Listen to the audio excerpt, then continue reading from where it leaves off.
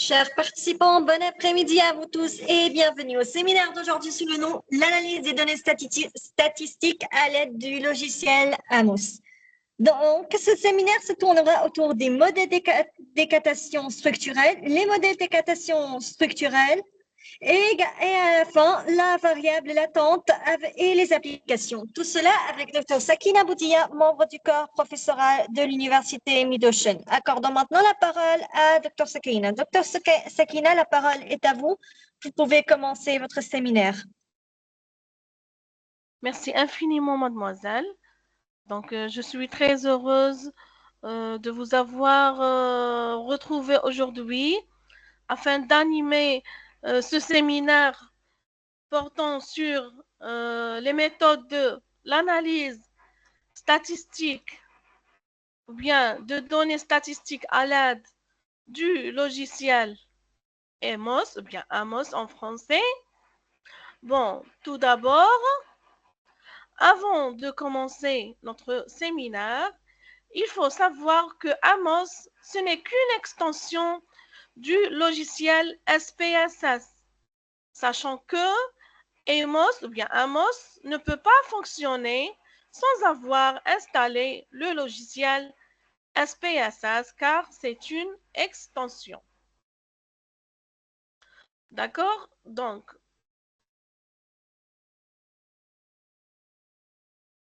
description.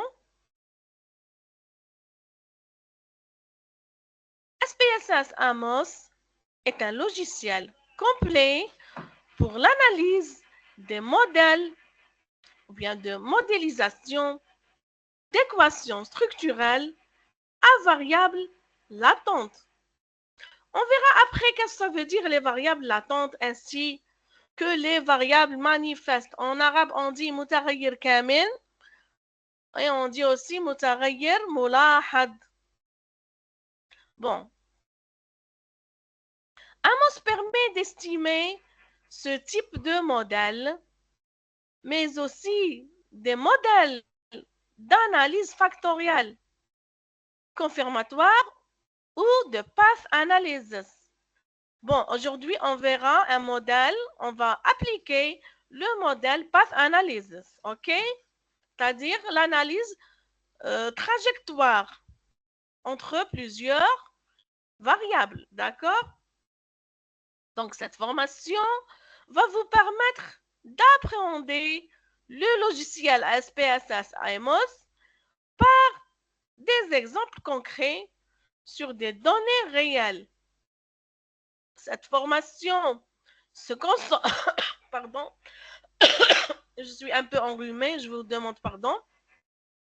Cette formation se concentre sur l'application des modèles avec SPSS Amos plutôt que sur la théorie. Alors, maintenant, je sais que quelqu'un d'entre vous pose la question: pourquoi utiliser Amos et non pas SPSS puisque c'est une extension? Ou bien, la question qui se pose, c'est que quelle est la différence entre le logiciel SPSS et Amos, sachant que ces deux derniers-là permettent d'analyser les données statistiques. Elles permettent de faire une analyse statistique de données. Alors, moi, je vais vous répondre. La différence entre SPSS et Amos, c'est que SPSS permet d'analyser peu de variables. D'accord? Alors là, on parle des variables dépendantes et des variables indépendantes. D'accord? En SPSS, on n'a pas ce qu'on appelle les variables latentes et les variables observées. En SPSS, on n'utilise que les variables dépendantes et les variables indépendantes. En Amos, on peut augmenter le nombre de variables, que ce soit pour les variables dépendantes ou bien pour les variables indépendantes. D'accord? Donc, c'est ça la différence. Amos permet d'analyser plusieurs variables, des dizaines de variables, soit dépendantes, soit indépendantes, sachant que cette analyse, elle demande une relation linéaire entre les variables. Ça veut dire que ces deux logiciels-là ne permettent pas d'analyser une autre relation mathématique, d'accord? Sauf les relations linéaires, ok?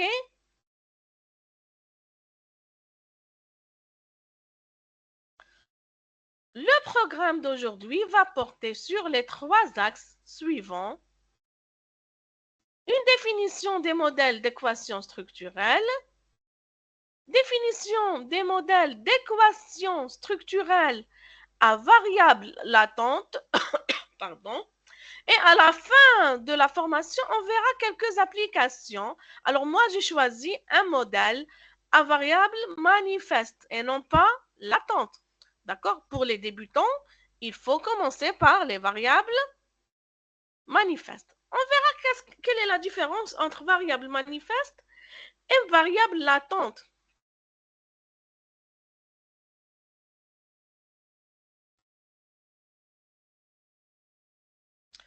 Introduction.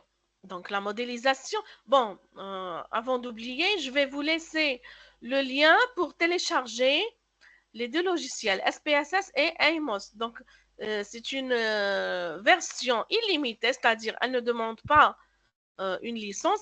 Il faut juste craquer le logiciel. Il y a un fichier qui s'appelle crack.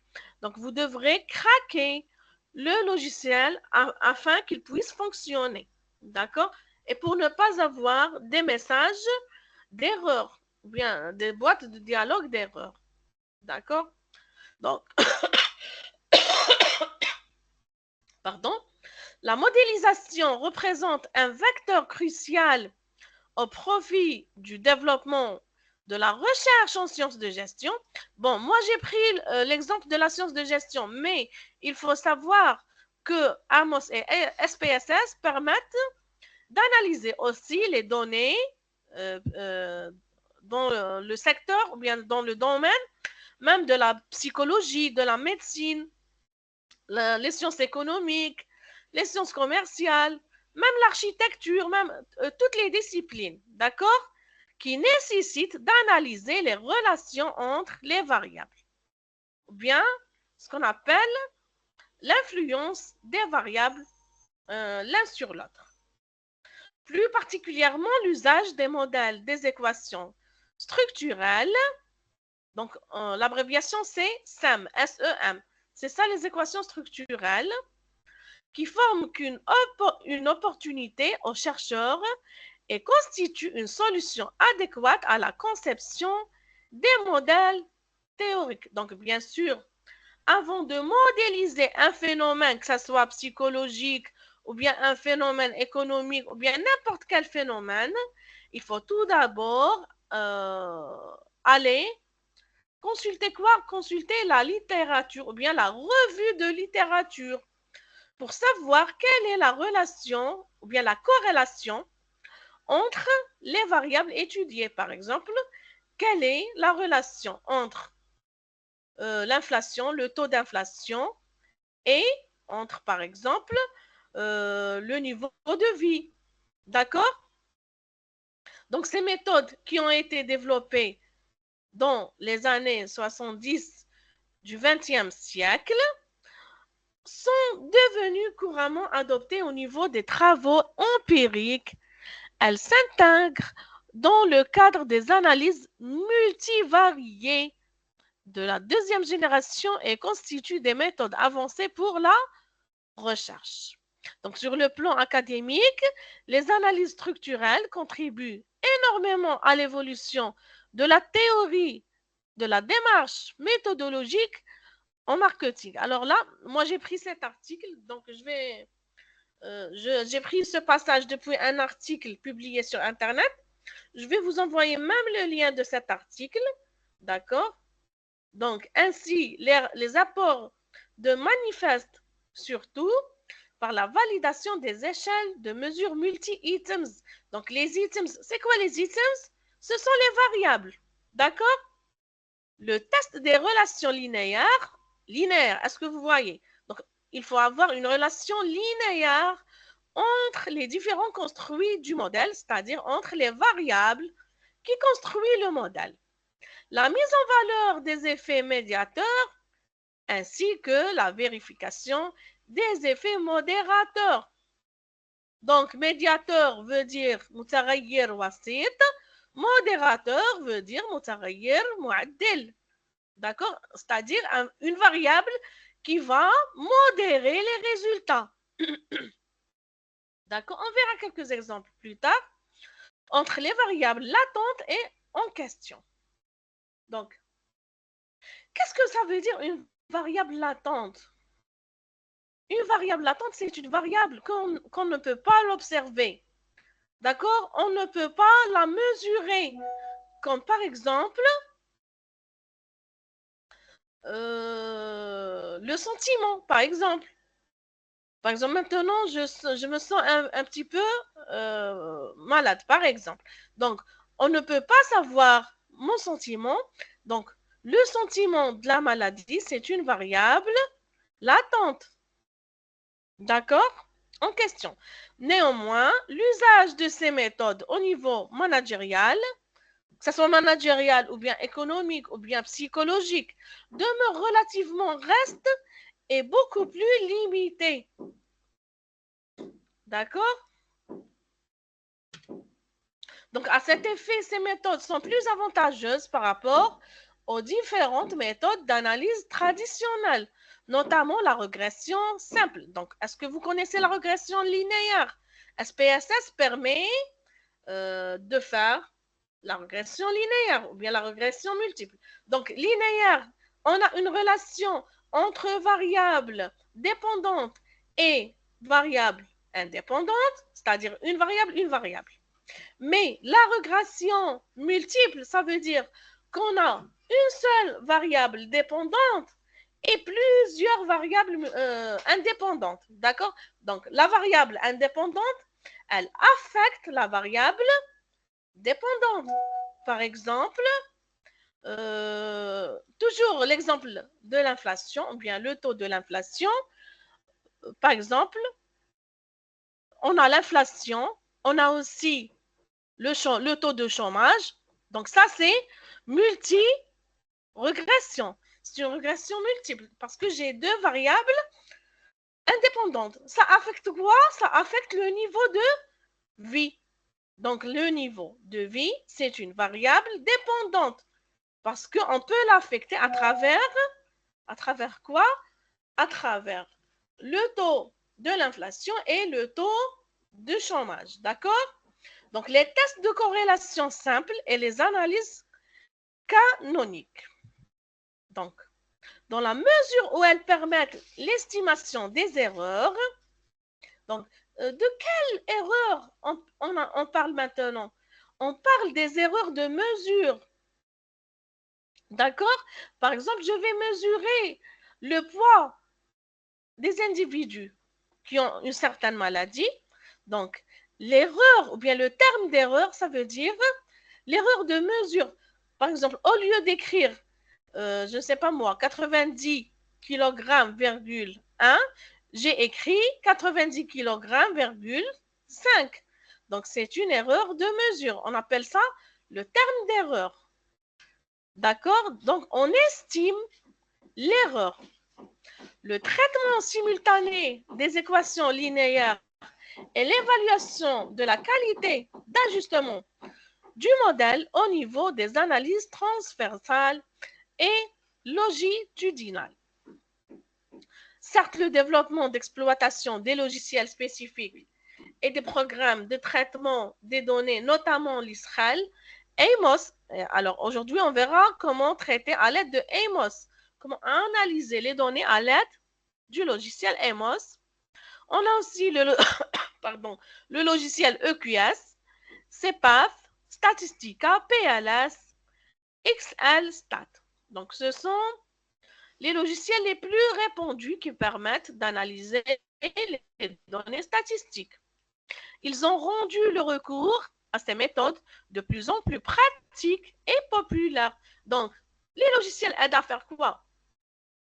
Pour les statisticiens, ils peuvent analyser les modèles structurels manuellement, n'est-ce pas? Parce qu'on utilise quoi? On utilise la variance, on utilise la covariance, on utilise la matrice de corrélation. Donc, tout cela, ce sont des règles statistiques qu'on peut appliquer manuellement, n'est-ce pas? Mais le logiciel va faciliter l'analyse de données, surtout si on a un modèle qui comporte des dizaines de variables. D'accord? Ainsi que on parle de la taille de l'échantillon. D'accord?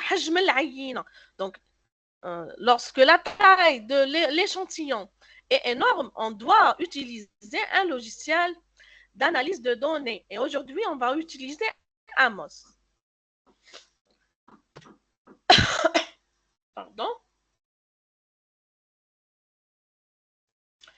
Alors, en partant des origines de la théorie psychométrique, donc, les travaux antérieurs ont relevé que la modélisation par équation structurelle a été principalement issue de deux techniques traditionnelles, à savoir les analyses factorielles et les modèles des équations simultanées. D'accord? Donc, dès lors, ces modèles ont donné lieu à la naissance de deux approches complémentaires, à savoir l'analyse des structures de covariance. Donc, comme je vous ai déjà dit, on doit calculer la covariance. De la neutre explicative. Alors là, on parle si le modèle est explicatif à l'aide de p-value. On verra c'est quoi p-value dans les outputs ou bien les sorties du logiciel et les moindres carrés partiels, PLS. Alors en arabe, on appelle ça tariqat al-murabba'at sughra. De nature, pour ceux qui comprennent l'arabe ou bien pour ceux qui veulent traduire ces termes-là, bien ces concepts. Donc PLS veut dire tariqat al-murabba'at sughra, de nature prédictive, donc qui permettent de prévoir ou bien d'estimer la relation entre les variables. Au regard des principales orientations méthodologiques et empiriques adoptées dans l'univers de la recherche en marketing. Moi, j'ai cité l'exemple de marketing, mais comme je vous ai déjà dit, on utilise ce logiciel même dans le domaine de l'économie, le domaine de la psychologie, etc. D'accord? Présentation, spécification des modèles type ASP basés sur les modèles inflectifs. D'accord? Donc, maintenant, on verra les modèles d'équations structurelles à variable latente. Donc, d'après vous, qu'est-ce qu'une variable latente? En arabe, on appelle ça mutaghayyir kamil. Donc, une variable latente, c'est une variable qu'on ne peut pas la mesurer. On ne peut pas l'observer. D'accord? Quel est le contraire d'une variable latente? C'est la variable manifeste. Donc, la variable manifeste, par contre, on peut la mesurer et on peut l'observer, par exemple, le poids des individus, par exemple, leur taille, par exemple, leur âge, etc. Donc, c'est mesurable. Latente, c'est pas mesurable. D'accord? Donc, la conceptualisation, les modèles d'équations structurelles à variables latentes sont basés sur un certain nombre de concepts que nous allons définir dans le cadre de ce chapitre. Ils sont fondés sur des équations dites structurelles pouvant être retranscrites par le modèle graphique. D'accord? Donc, on peut modéliser graphiquement ces modèles ou bien ces phénomènes. Les méthodes d'estimation de modèles d'équations structurelles sont toutes issues de recherches. D'accord? Des recherches se sont basées sur deux axes. L'analyse de relations structurelles ou bien ce qu'on appelle de path analysis. Aujourd'hui, on verra un exemple sur un mot sur the path analysis ou bien ce qu'on appelle l'analyse trajectoire, introduite par Wright. Donc, c'est un chercheur qui a découvert cette analyse est la conceptualisation de la notion de variable latente lancée par les travaux de Spearman. Donc, ce sont deux savants qui ont découvert ces théorèmes. Les méthodes d'estimation ont été mises en place dans les années 1970 par Juris. Donc, vous aurez besoin de ces de savoir ces savants-là ou bien ces chercheurs-là afin d'enrichir votre rapport de recherche. Si vous êtes en train de préparer, par exemple, un article scientifique et vous avez procédé à l'analyse de données statistiques à l'aide de Amos, donc vous aurez besoin d'enrichir la partie littérature, revue de littérature à l'aide de ces savants ou bien ces chercheurs-là. Ces méthodes sont issues aussi bien de chercheurs en statistique, en psychologie, sociologie et économétrie. D'accord? Donc, économétrie veut dire comment mesurer les phénomènes économiques ou bien comment modéliser les phénomènes économiques. D'accord? Donc, les approches que nous allons présenter sont basées sur le modèle conceptuel préétabli. Certains chercheurs les appellent confirmatoires, en anglais confirmatory. Elles sont actuellement des applications dans de nombreux domaines, dont la psychologie, la sociologie, le marketing. Avant tout développement des méthodes en elles-mêmes, il est important de définir clairement les deux types de variables présents. Alors là, qu'est-ce qu'on verra? On verra quels sont les types de variables qu'on peut trouver dans un modèle d'équation structurelle. D'accord? Donc, on a, comme je vous ai déjà dit, une variable latente et on a une variable manifeste. Je vais les définir. Donc, une variable manifeste, c'est une variable pour laquelle une mesure peut être directement recueillie, c'est-à-dire observée, ou bien mesurée, comme par exemple, mesurer, comme je vous ai déjà dit, l'inflation, par exemple, le taux de chômage, par exemple, le taux de la croissance économique, par exemple. Ça, c'est dans le domaine de l'économie. Si on veut, par exemple, le domaine de la psychologie, par exemple, la tolérance, par exemple, non, la tolérance, c'est une variable latente parce qu'on ne peut pas l'observer. D'accord? Maintenant, je vais vers la variable latente. Donc, elle correspond à une caractéristique qui n'est pas directement observable et qui ne peut donc pas être mesurée, n'est-ce pas? Donc, c'est une variable latente. Généralement, elle comporte les sentiments, la variable latente, ou bien le comportement. Ça, c'est dans le cadre de la psychologie. D'accord? Généralement, en sciences économiques, toutes les variables sont manifestes. La majorité des variables. D'accord? Mais dans le cadre ou bien le secteur de la psychologie, on peut trouver beaucoup de variables latentes parce que la psychologie, elle se base sur les sentiments, surtout sur le comportement, surtout. D'accord? Donc, les variables latentes étant inconnues, elles pourront être estimées à partir des variables manifestes. Nous utilisons un terme qui peut porter à confusion pour définir le calcul des scores associés aux variables latentes pour chaque observation. Nous parlerons de l'estimation d'une variable latente lorsqu'on veut évoquer des valeurs associées. Donc, cette variable obtenue à partir de données, nous tenterons néanmoins de minimiser cette utilisation. Ainsi, les variables latentes seront estimées en combinant l'information recueillie à l'aide d'un ensemble de variables manifestes et en isolant leur portion de variance connue. D'accord? Donc, cette façon de faire permet de contrôler et d'isoler les erreurs de mesure. Donc, maintenant, comment peut-on avoir les données. Les données manifestes, comment peut-on les avoir?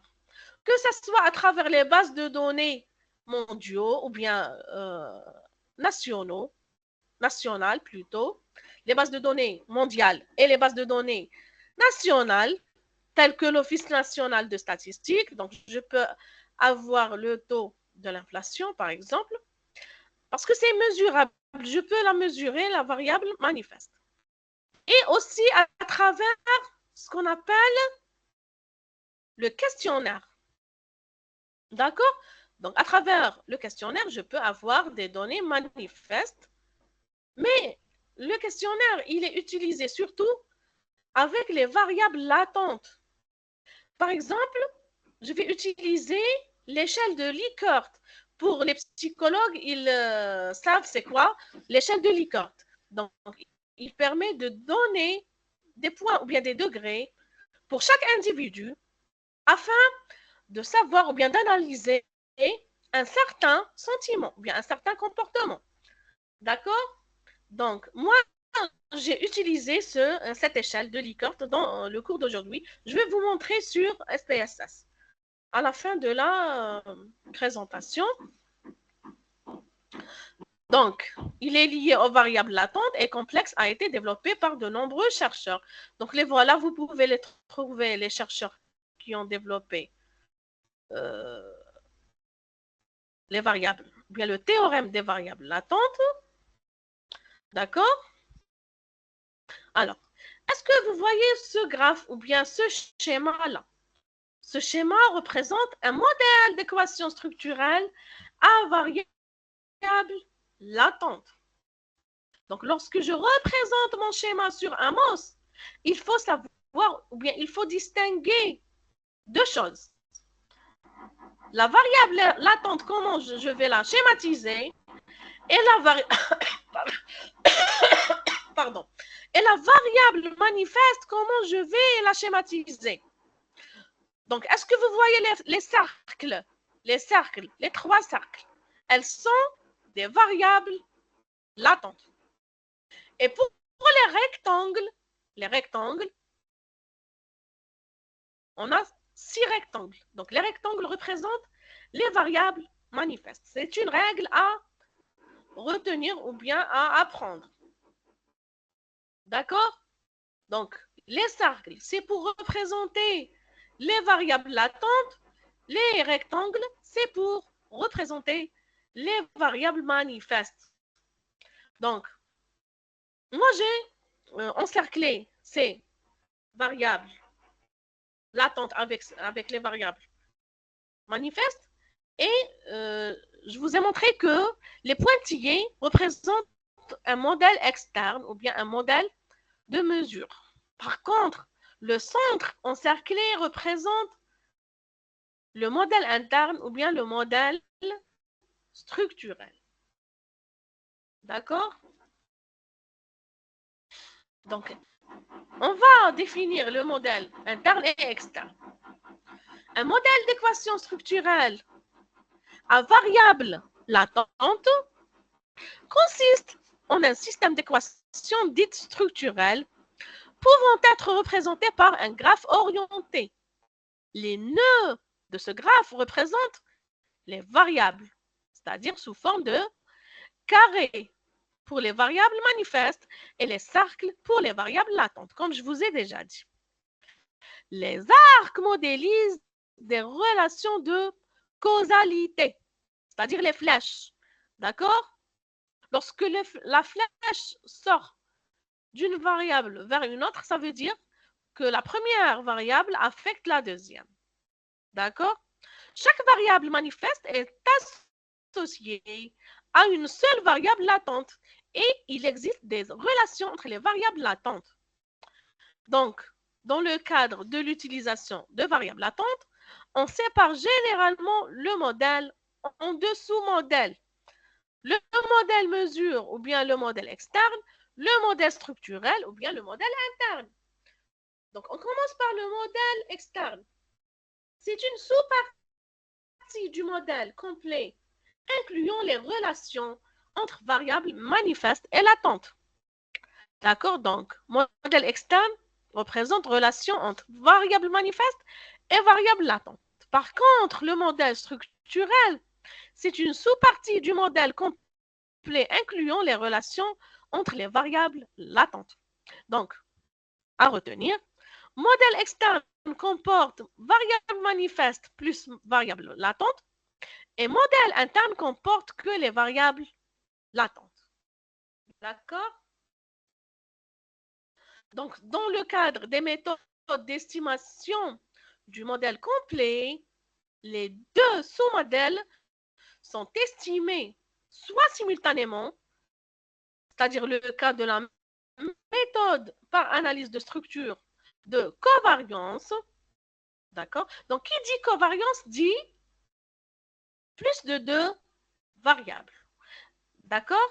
C'est-à-dire, moi, je parle des variables indépendantes. Mais la variance, elle représente la différence ou bien la distance entre les variables, entre une variable dépendante et une variable indépendante. D'accord? Généralement appelée l'ISREL pour Linear Structural Relationship, c'est-à-dire la relation structurelle linéaire. Comme je vous ai déjà dit, donc Amos nécessite une relation mathématique linéaire. Je ne sais pas si vous avez des idées sur les relations mathématiques. Soit alternativement, cas pour l'approche PLS, partial least squares, c'est-à-dire طريقة المربعات الصغرى. D'accord? Donc, d'autre part, la littérature sur le sujet étant très étendue, il est important de définir clairement le vocabulaire utilisé. Ainsi, les méthodes d'équation structurelle variables latentes appartiennent à différentes familles de méthodes, comme le représente le graphique des modèles existants. D'accord?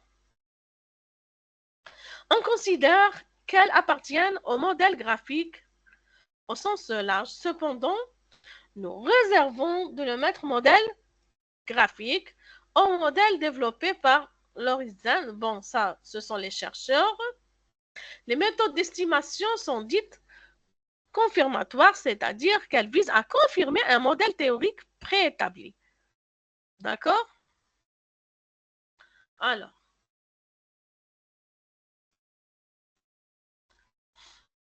le formalisme, donc le modèle d'équation structurelle à variable latente, peuvent être estimés par deux méthodes issues du domaine des recherches différents formulées sur les principes distincts. Les notations associées à ces deux principes d'estimation sont différentes.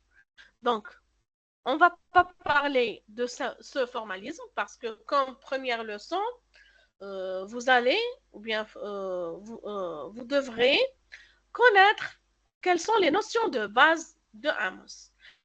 Les notions de base, c'est de savoir comment distinguer les variables. D'accord? Alors, ça, ce sont les principales notations utilisées. Donc, dans le tableau output de Amos, on va trouver les variables latentes. D'accord? On va utiliser epsilon, c'est un symbole mathématique. La variable manifeste x, le terme d'erreur e ou bien θ, le coefficient structurel bêta et lambda, loading, c'est-à-dire pi, ainsi de suite. D'accord? C'est tout ce qui nous intéresse dans ce qu'on appelle les outputs de l'analyse. D'accord? Alors, maintenant, on va faire des applications sur Amos. D'accord? Donc, est-ce que vous voyez ce schéma-là? C'est une application d'un modèle d'équation structurelle à variable manifeste. Est-ce que vous remarquez que j'ai représenté les variables à l'aide des rectangles et non pas à l'aide des cercles? Parce que ce sont des variables manifestes. On peut les observer, on peut les pardon, on peut les mesurer. Donc, on a l'attitude qui affecte le commitment, c'est-à-dire l'engagement en français. D'accord? Moi, j'ai pris cet exemple d'un livre anglais. Pour cela, je ne les ai pas traduits. D'accord? Donc, l'attitude affecte l'engagement. Jusqu'à présent, c'est clair. Donc, la flèche sort de l'attitude. Elle va vers quoi? Vers l'engagement. Ça veut dire que l'attitude affecte l'engagement. Ça, c'est évident. Mais on va mesurer cette influence. On va la mesurer. À travers quoi? À travers de path analysis. Moi, je vais utiliser ce qu'on appelle l'analyse trajectoire. Certains d'entre vous posent la question pourquoi on a mis une variable latente. Puisqu'on a un petit cercle ici, ça veut dire que c'est une variable latente, n'est-ce pas? Moi, je vais vous dire que c'est une variable qui représente le terme d'erreur. Le terme d'erreur. C'est-à-dire, lorsque je vais mesurer la variable commitment, certainement, il y aura des erreurs de mesure. Ça, c'est sûr et certain. D'accord? Donc, pour cela, E1 représente le terme d'erreur. OK? Alors, la deuxième question qui se pose, pourquoi j'ai placé le terme d'erreur sur le commitment ou bien l'engagement et je ne l'ai pas placé sur l'attitude? Pourquoi? Parce que le terme d'erreur toujours suit la variable dépendante. Commitment ou bien engagement, c'est une variable dépendante. Par contre, attitude, c'est une variable indépendante. Donc, le terme d'erreur se trouve toujours avec les variables dépendantes. Pourquoi dépendantes? Parce que l'attitude l'affecte. Est-ce que c'est compris? Pardon, je suis vraiment désolée. Donc, on va exécuter. Donc, ça, c'est la fenêtre de Amos. Est-ce que vous voyez? Donc, je vais exécuter Amos. Premièrement, je vais partager l'écran. Je suis désolée. Attendez un peu.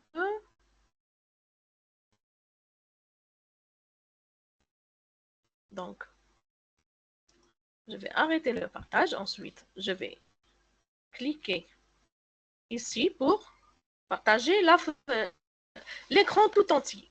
Donc, je vais partager l'écran tout entier. D'accord? Normalement, l'écran est partagé. Alors, donc, dans la barre des tâches, en bas, est-ce que vous voyez ce symbole-là? The tree ou bien l'arbre en bleu. Je vais cliquer sur l'arbre en bleu. Donc, elle représente l'icône de Amos.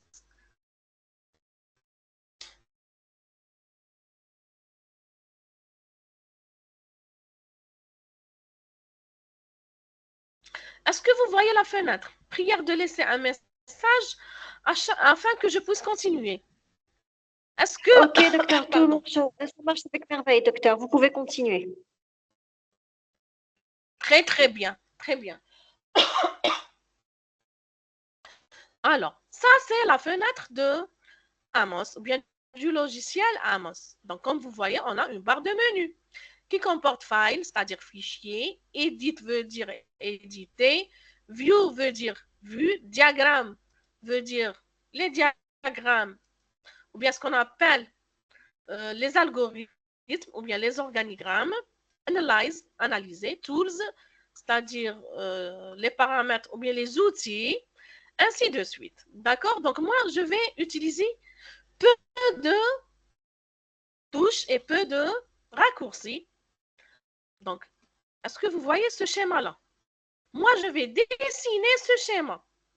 Attitude, commitment, erreur. D'accord? Donc, Premièrement, est-ce que vous voyez à gauche ces symboles? On a le rectangle, on a le cercle. On va commencer par le rectangle. Donc, je clique. Il est devenu en bleu. Ça veut dire qu'il est activé. Est-ce que vous voyez Draw Observed Variables? C'est-à-dire dessiner les variables observées ou bien les variables manifestes. Donc, soit on dit variable manifeste, soit on dit variable observée. Et je clique ici. Voilà. D'accord? Donc, moi, je veux un autre rectangle avec la même taille. Qu'est-ce que je dois faire? Je dois cliquer sur le symbole Duplicate Object, c'est-à-dire créer un double de ce rectangle. Est-ce que vous voyez ce symbole? Je crois que c'est une imprimante. Est-ce que vous voyez? Duplicate Object. Donc, je clique ici. Ensuite, je clique sur mon rectangle. Il est devenu encerclé en rouge. Et je déplace. Je vais maintenir la souris comme ça. Et je le déplace. Alors, maintenant, j'ai créé un deuxième rectangle. Je vais recliquer sur l'imprimante ou bien Duplicate Object afin de désactiver cette option. Alors on l'a nommé attitude. Je clique, double-clic sur le premier rectangle pour nommer, nommer quoi? Nommer la variable manifeste. Donc, on l'appelle attitude. Attitude. Je vais l'écrire double fois, ici et ici. Attitude. Est-ce que vous voyez? Attitude, attitude. Donc, est-ce que vous voyez le cercle comporte maintenant l'écriture attitude? Même chose pour le deuxième. Le deuxième est nommé commitment. Donc, double-cliquez. Commitment. Commitment veut dire l'engagement. Commitment. Commitment.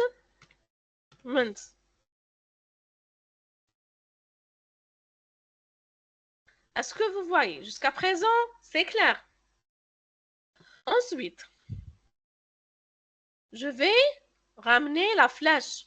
Donc, est-ce que la flèche sort de commitment vers attitude ou bien de attitude vers commitment? De attitude vers commitment. Ça prouve que l'attitude affecte quoi? L'engagement. D'accord? Maintenant, je vais dessiner le terme d'erreur. Comment dessiner le terme d'erreur? Certains d'entre vous disent que je dois dessiner un cercle, ensuite une flèche. Moi, je vous dis, il y a une méthode facile pour ajouter le terme d'erreur, c'est celle-là. Add a unique variable to an existing variable. Est-ce que vous voyez? Donc, je clique ici, ensuite ici. Donc, est-ce que vous voyez? Pardon. Et je vais la nommer E1. E1. E1. C'est quoi E1? C'est le terme d'erreur. Qu'est-ce que ça veut dire le terme d'erreur? Ça veut dire qu'il y aura des erreurs en mesurant le commitment ou bien l'engagement. D'accord? Certainement, on ne peut pas mesurer des variables observées à 100%. Il y a toujours une différence qui est liée ou bien qui est capturée par le terme d'erreur. D'accord? Donc, est-ce que mon schéma est prêt? Je vais consulter le PowerPoint. Normalement, le schéma est prêt.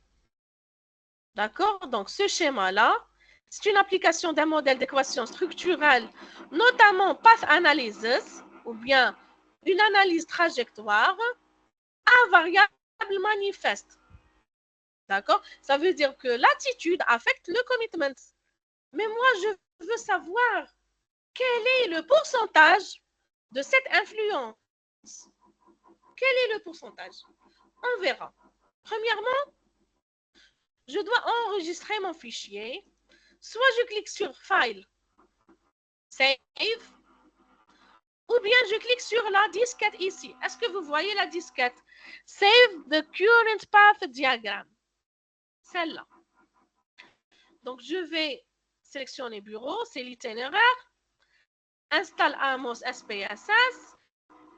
Je vais la nommer par exemple Path Analysis. Path Analysis.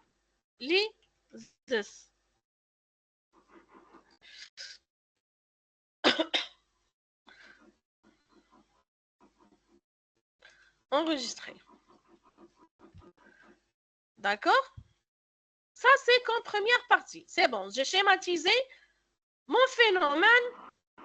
Ça peut être un phénomène psychique, bien psychologique, et ça pourrait être aussi un phénomène de management. Parce que même au sein de l'entreprise, on étudie le comportement de l'employé, c'est-à-dire son attitude et son engagement. D'accord? Pardon? Maintenant, est-ce que vous voyez ces trois icônes-là? Ces trois icônes. On a Select Data, on a Analysis Properties et on a Calculate Estimate. D'accord? Moi, j'ai préparé un fichier SPSS. J'ai préparé un fichier SPSS. Je vais l'ouvrir. Vous allez le voir. Je vais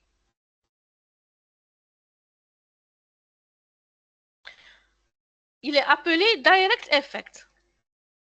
D'accord? Je ne sais pas si vous avez assisté à mon séminaire de SPSS, l'analyse statistique de SPSS. Alors, moi, je vous ai montré comment créer des variables, comment déclarer vos variables et comment ajouter les données. Donc, moi, j'ai combien de variables?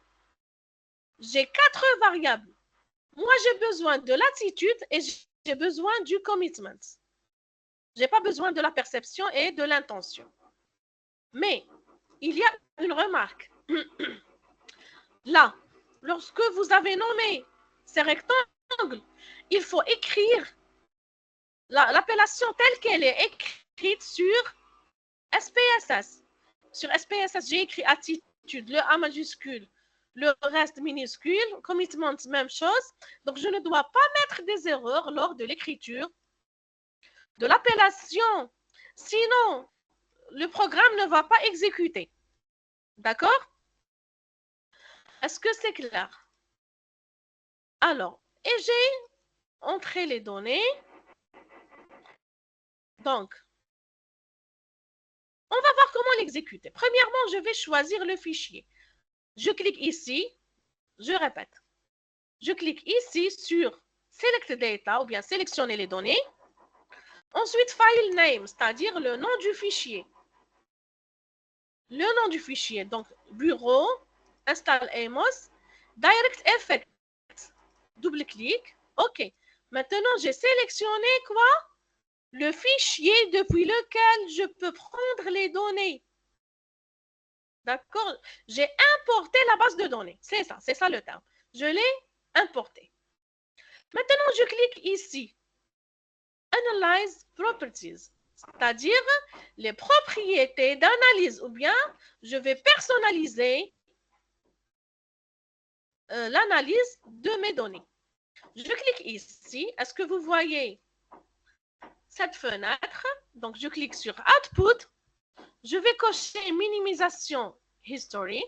Standardized Estimate, ça veut dire l'estimé standardisé. Square Multiple Correlation veut dire le coefficient de détermination multiple. Indirect, Direct and Total Effect, c'est-à-dire l'effet total, direct et indirect. Ensuite, je vais cocher Test for Normality and Outliers. Donc, c'est quoi le Test for Normality? Ça veut dire que les données, ça veut dire que mes données suivent la loi normale. Est-ce que vous avez une idée à propos de la loi normale en statistique? Donc, vous aurez dû apprendre les notions de base en statistique, d'accord? Donc, les données doivent suivre la loi normale. Et je ferme la fenêtre. Jusqu'à présent, c'est clair. Maintenant, je vais exécuter le programme. Donc, je clique ici. Calculate Estimate. Donc, je vais calculer les variables ou bien les résultats. D'accord? Est-ce que vous voyez?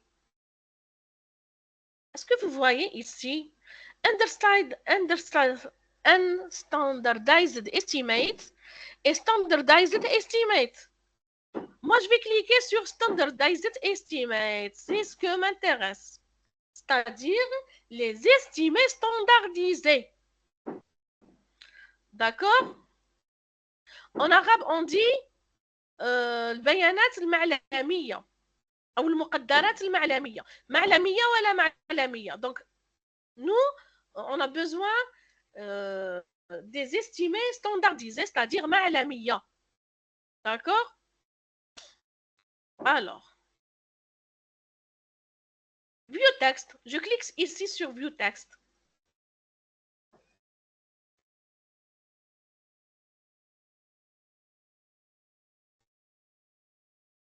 Je clique sur Estimate.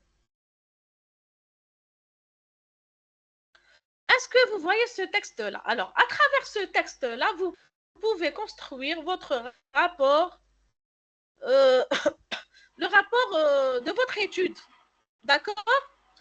Si vous êtes en train de préparer un article ou bien je ne sais pas quoi, ou bien une dissertation, ou bien... Donc, voilà. Est-ce que vous voyez ces données-là? Donc, vous pouvez les copier et vous pouvez les coller dans votre fichier Word.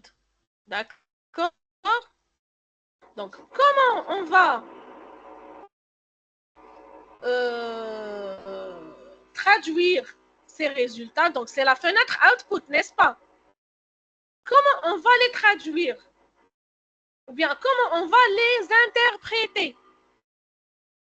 On va ici, variance. Donc, la question qui se pose, on commence par regression weight, c'est-à-dire la régression linéaire. Donc, la question qui se pose, est-ce que la variable attitude, c'est une variable indépendante? Est-ce qu'elle a un effet significatif sur la variable dépendante, commitment? Comment je peux le savoir? À travers, pardon, à travers le p-value. Est-ce que vous voyez ce p-là? Je l'ai sélectionné, le p. C'est le p-value. Les étoiles prouvent que le p-value est inférieur à 0,05. Alors là, on peut dire que la variable attitude a un effet significatif sur la variable dépendante commitment ou bien engagement. D'accord? Donc, il faut regarder la p-value. Elle est inférieure à 0,05. Les étoiles veut dire qu'elle est inférieure à 0,05. Veut dire que l'effet est significatif. Donc, il y a un effet. L'attitude affecte le commitment. Ça, c'est sûr. Il y a un effet significatif. Donc, ici, Standardized Regression Weights, ici. Est-ce que vous voyez l'estimate? On a 0,38. Ça veut dire que 38% de Y est expliqué par X. Donc, Y représente quoi? Représente le commitment et X représente quoi? L'attitude. Donc, ça veut dire que 38% de l'engagement ou bien du commitment est expliqué par l'attitude. C'est comme ça qu'on interprète les résultats dans le rapport de recherche. D'accord? Pardon. Le reste, qui est environ 62%, reste inexpliqué. Pourquoi? Parce qu'il est capturé par le terme d'erreur. Est-ce que c'est clair? Donc voilà, c'est comme ça qu'on interprète les résultats. Donc voilà. J'espère que vous avez assimilé cette première session de reconnaissance, c'est-à-dire on a essayé d'expliquer comment utiliser Amos et on a donné quelques notions de base sur la modélisation structurelle. Donc voilà, c'est tout pour aujourd'hui. Je ne sais pas si vous avez des questions à poser. Donc voilà. Est-ce que vous avez des questions à poser?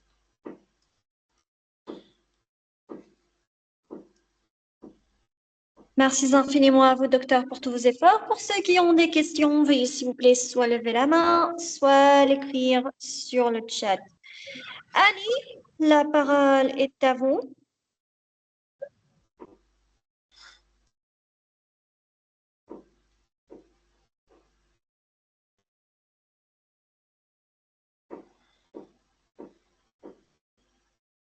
Ali, vous avez accès au micro. Veuillez s'il vous plaît poser votre question.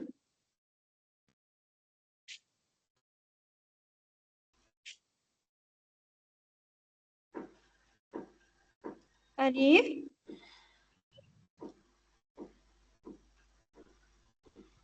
Je pense que nous l'avons perdu. Donc, pour ceux qui ont des questions, veuillez s'il vous plaît soit lever la main, soit l'écrire sur le chat. Ok, Ali, où est Ali? Où est Ali? Il dit que son micro est désactivé malgré que je l'ai activé. Vous avez accès maintenant au micro, Ali. Quelle est votre question?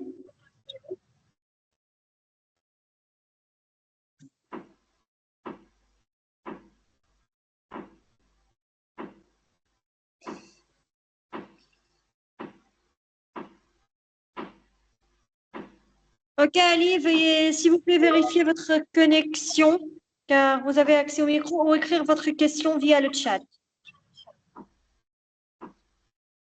Ok, pour ceux qui ont des questions, veuillez s'il vous plaît soit lever la main, soit l'écrire sur le chat.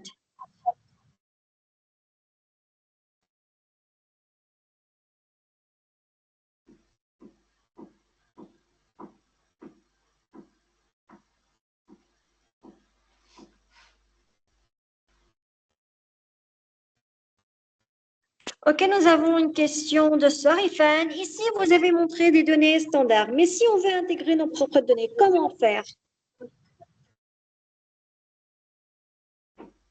Ah, très bien. Vous allez vers SPSS.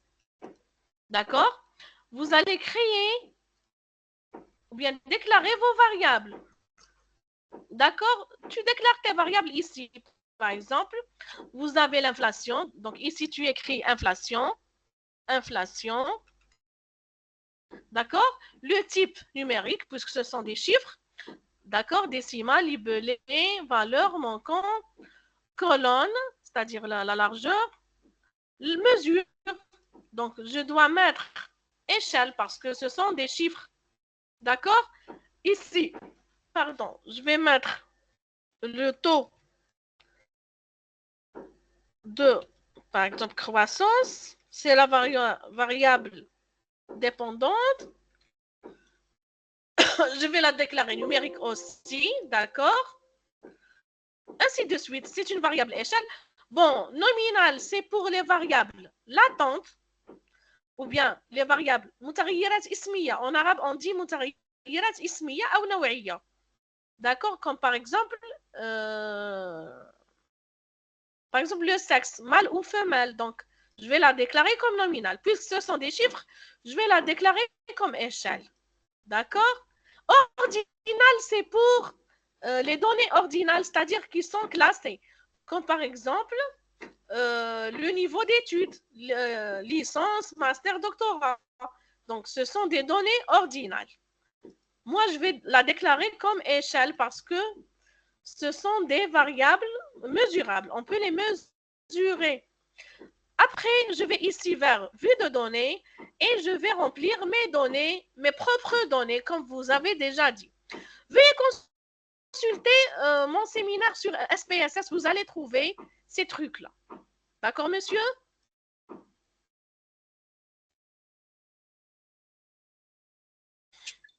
Super. Donc, pour le lien, nous allons bientôt l'envoyer, Inch'Allah. Est-ce possible d'intégrer des données Excel, Embed? Mais bien sûr qu'on peut intégrer des données Excel. Il faut tout d'abord les importer vers SPSS. D'accord? Donc, je vais vers SPSS. Je clique sur données, ensuite sur importer et j'aurai les données d'Excel. Lorsque je vais avoir les données sur Excel importées sur SPSS, alors là, je vais joindre ces données-là sur Amos comme je vous ai montré. Est-ce que vous avez compris, monsieur monsieur ANC? Oui, c'est ça. Est-ce que vous avez compris? Splendide. Passons à Doya.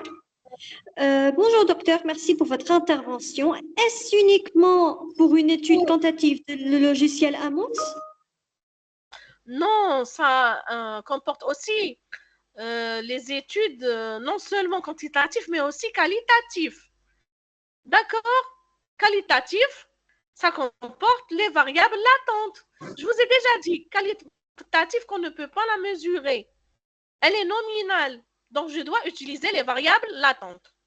D'accord, monsieur D'accord.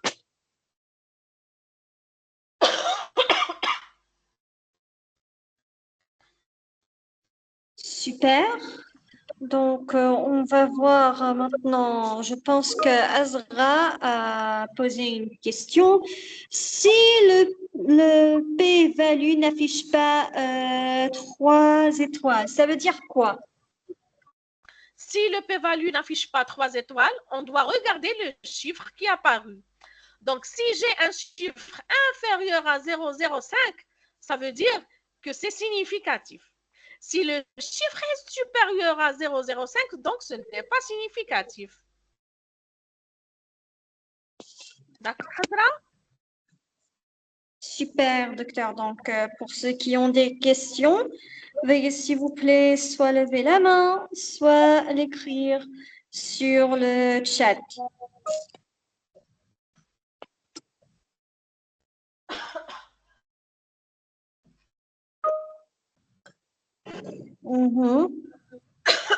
Qui ont des questions?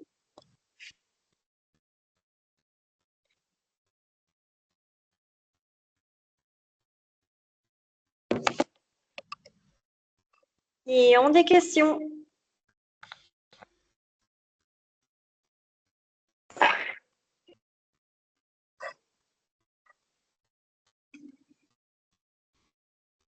Je pense que nous avons répondu à la plupart des questions. À la fin du séminaire d'aujourd'hui, docteur, voulez-vous ajouter quelque chose? Bon, je vous remercie tout le monde pour votre attention. Soyez encore les bienvenus et merci infiniment. Je vous souhaite une merveilleuse fin de journée. Merci infiniment. Merci infiniment à vous, docteur, pour tous vos efforts. Merci aux participants pour avoir participé au séminaire d'aujourd'hui. Attention, attention, attention. Il y a un certificat de participation. Veuillez, s'il vous plaît, vous inscrire via le lien envoyé sur le chat. Vous pouvez également suivre les dernières actualités concernant les séminaires, formations, ateliers, concours et l'inscription au programme d'études de l'université via le compte officiel de l'université sur Facebook, le groupe WhatsApp des activités étudiants ou encore le site web. Merci à vous tous. Nous vous verrons dans nos prochaines activités et séminaires ou encore après quelques heures avec Dr Leila Aouni concernant l'intelligence artificielle et le design UX et UI. Merci à vous tous. Nous vous souhaitons une belle journée. Au revoir. Au revoir.